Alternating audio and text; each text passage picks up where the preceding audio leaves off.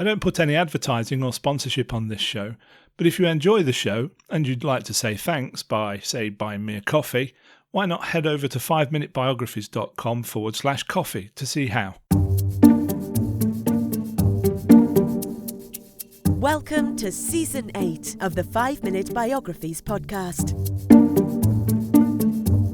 Here is your host, Wayne Armstrong. Hi guys, welcome to the 5 Minute Biographies podcast, Season 8, Episode 8, Gustave Eiffel. Gustave Eiffel was born on the 15th of December 1832 in the city of Dijon, the historical capital of the Burgundy region of France. His family name is Bönickhausen, and that is the name under which his birth was registered, but the family took the name Eiffel from the name of the mountains near to where they emigrated from in Germany. Gustave's surname, though, was not formally changed until 1880. Although close to his parents, his mother especially, due to their work commitments, Gustave lived with his grandmother, and his mother sold her business in 1843 and retired. Although fairly successful with his education, he didn't take it seriously enough in his early years, as he found it boring. However, he learned a lot about chemistry and mining from Jean-Baptiste Mollerat, who was his uncle, and who owned a large chemical works, and his friend Michel Perret, who was a chemist. Due to their influence and that of some of his teachers, Gustave went on to attend college at École Centrale des Arts et Manufactures, specialising in chemistry. He graduated in 1855, and Gustave's mother bought him a season ticket to the World's Fair, the second of which took place in Paris that same year. Gustave's first paid job was as secretary to Charles Nepveu, who was a railway engineer. Nepveu's business went bankrupt shortly afterward, but some parts of it were acquired by other companies, and as Nepveu became managing director of 2 factories in Paris, he gave Eiffel the job of heading up his research department. Nepveu won a contract to design and build a railway bridge over the river Garonne, and Gustave Eiffel eventually took over the project when Nepveu resigned in 1860. As the project was completed on time, Eiffel started to make a name for himself and started to win promotions within the company, but unfortunately it went into decline and Eiffel resigned in 1865. He set himself up as an independent engineer and won a number of important contracts, including the construction of 2 railway stations and a number of locomotives for the Egyptian government. He also worked on the ironwork for the exhibition hall, which was to be used for the 1867 Exposition Universelle. Gustave Eiffel's work led to him learning a lot about the properties of cast iron. He continued working on lucrative projects, some overseas and some in France, including 2 viaducts which were used on the line to Bordeaux from Lyon. One of his overseas contracts was for prefabricated sections of a building which was shipped over to Chile and became the Church of San Marcos in Arica. In 1868, Gustave entered into a partnership with Théophile Seyric, forming a company with him called Eiffel et Cie.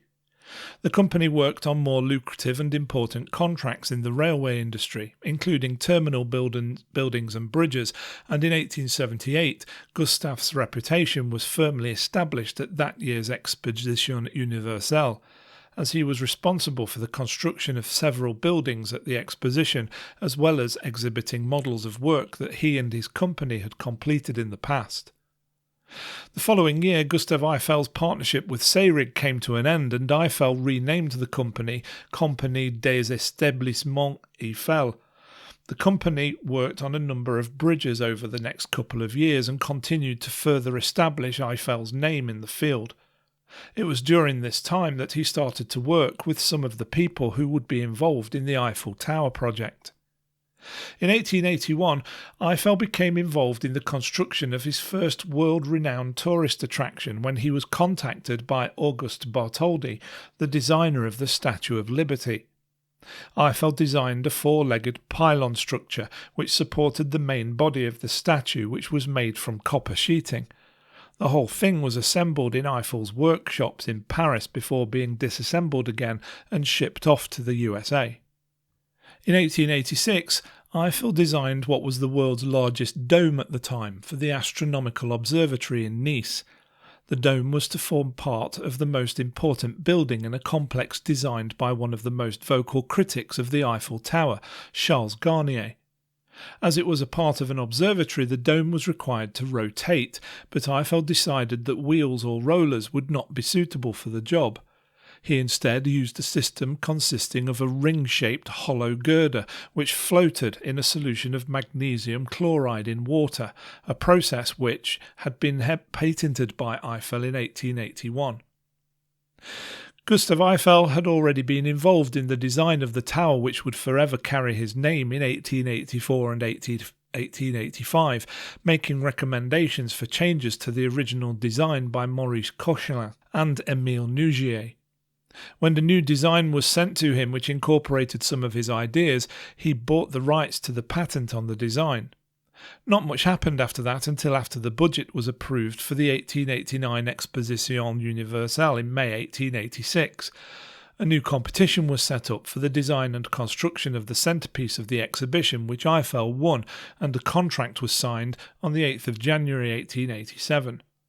The contract he signed was an individual rather than on behalf of his company, and it included provision for him to receive all income from the tower during the exhibition and for 20 years afterwards, something which resulted in Gustave Eiffel setting up a new company just to manage the tower. Work on the foundations for what would become the Eiffel Tower was started on the 28th of January 1887, and work was completed in March 1889. During the time of the building of the Eiffel Tower, Gustave also was part of an effort to build a canal across the Panama Isthmus. The company he was contracted to eventually folded, and the directors of the company, along with Eiffel, who was simply a contractor, were found guilty of misappropriation of funds.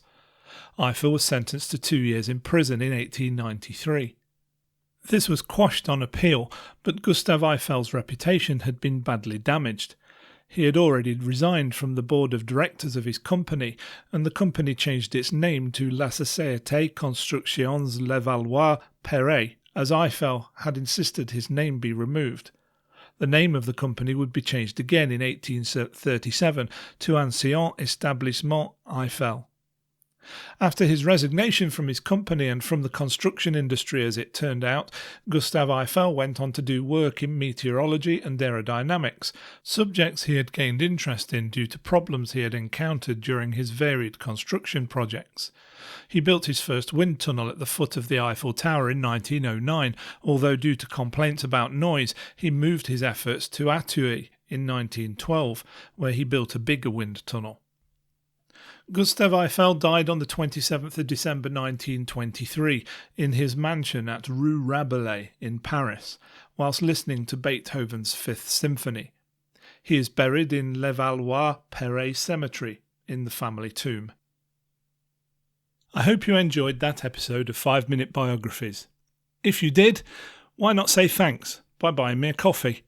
Head on over to 5minutebiographies.com/coffee to see how. Thanks for listening to the 5 Minute Biographies podcast at www.5minutebiographies.com.